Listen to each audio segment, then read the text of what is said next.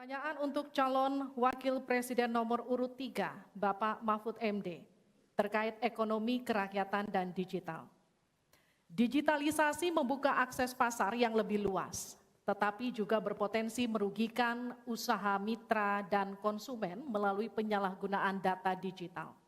Pertanyaannya, bagaimana kebijakan paslon untuk mengatasi hal tersebut? Waktu untuk menjawab 2 menit. Dimulai sejak Bapak menjawab. Kami persilakan. Baik, kalau kebijakan data digital, yang terakhir ini kita sudah punya 2 undang-undang yang baru, yaitu Undang-Undang PDP dan Undang-Undang ITE yang baru saja diresmikan.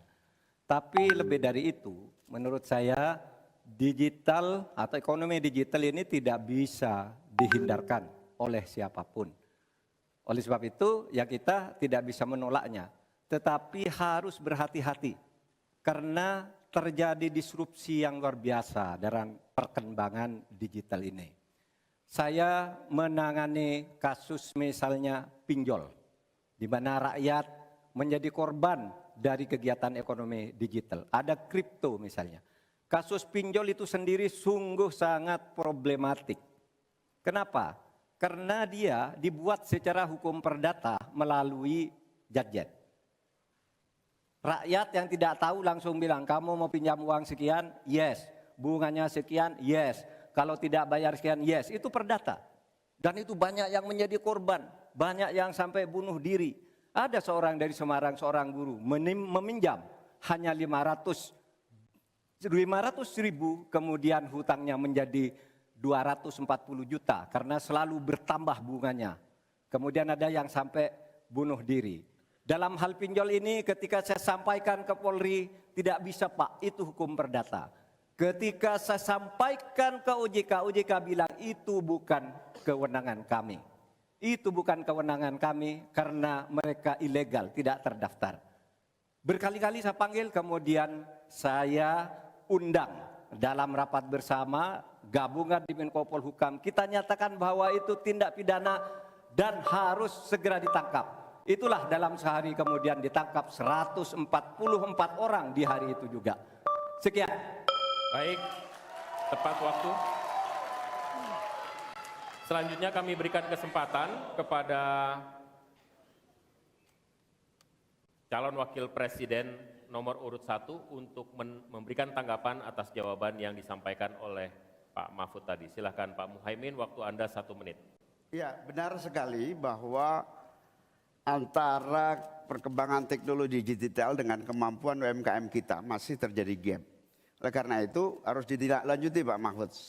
Selain pemberantasan pinjaman online, judi online, ini pun masih harus diselepet lagi karena tidak komprehensif di dalam menangani ini sehingga pinjol masih merajalela, judi online masih merajalela.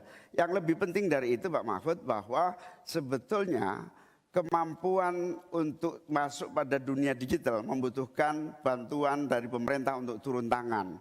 Menangani apa? Mulai dari literasi digital untuk UMKM, yang kedua membantu push pemasaran bagi keberlangsungan UMKM menghadapi persaingan yang sangat ketat. Di sisi yang lain, kita juga membutuhkan kapasitas teknologi kita supaya lebih bisa membantu seperti kecepatan dari internet yang sedang ada di masyarakat kita masih sangat rendah. Baik, harap tenang. Selanjutnya kita akan beralih ke calon wakil presiden nomor urut 2, Bapak Gibran Raka Buming Raka untuk menanggapi. Waktu Bapak untuk menanggapi 1 menit, kita mulai sejak Bapak mulai berbicara.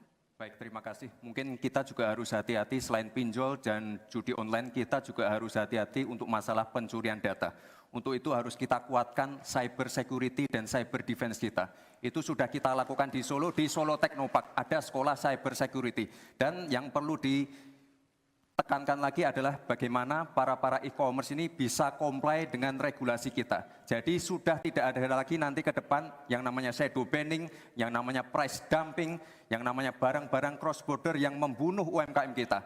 Kita ke depan harus melindungi UMKM dan kita ingin sekali lagi, karena tadi Cak Imin bicara masalah literasi keuangan dan literasi digital, ke depan yang kita siapkan harus ada penguatan SDM, penguatan manusia digitalnya. Karena itu kita ingin anak-anak muda untuk ikut andil dalam hilirisasi digital yang akan kita canangkan sebentar lagi. Mohon tenang, mohon tenang. Saya hargai jika kita semua kooperatif. Terima kasih. Saya berikan kesempatan kepada Pak Mahfud kembali untuk memberikan tanggapan atas tanggapan dari jawaban Bapak yang sudah disampaikan oleh Pak Muhaimin dan Pak Gibran. Waktu Anda 1 menit untuk menanggapi, dimulai dari Bapak menyampaikannya. Alhamdulillah apa yang diusulkan, ditambahkan oleh Cak Imin dan Mas Gibran itu sudah ada di visi misi kami semuanya. Tinggal baca itu. Misalnya kalau bicara infrastruktur agar bisa merata tapi aman, kadang-kala kita bicara infrastruktur itu hanya jembatan, rumah, gedung dan sebagainya. Padahal ada 3 infrastruktur yang harus dibangun. 1 infrastruktur fisik seperti yang sekarang ada, lalu infrastruktur regulasi, kemudian infrastruktur digitalisasi. Itu penting dibangun ke depan. Sama terkait dengan itu sudah ada juga cyber security. Bahkan saya sendiri yang memimpin rapat di Menko Polhukam dengan memanggil pihak-pihak yang terkait dengan tugas-tugas ini agar cyber security ke depan ditegakkan dengan sebaik-baiknya agar kita tidak selalu kecolongan. Selesai. Mohon tenang, Harap tenang. belum selesai. Download Tribun X sekarang, menghadirkan lokal menjadi Indonesia.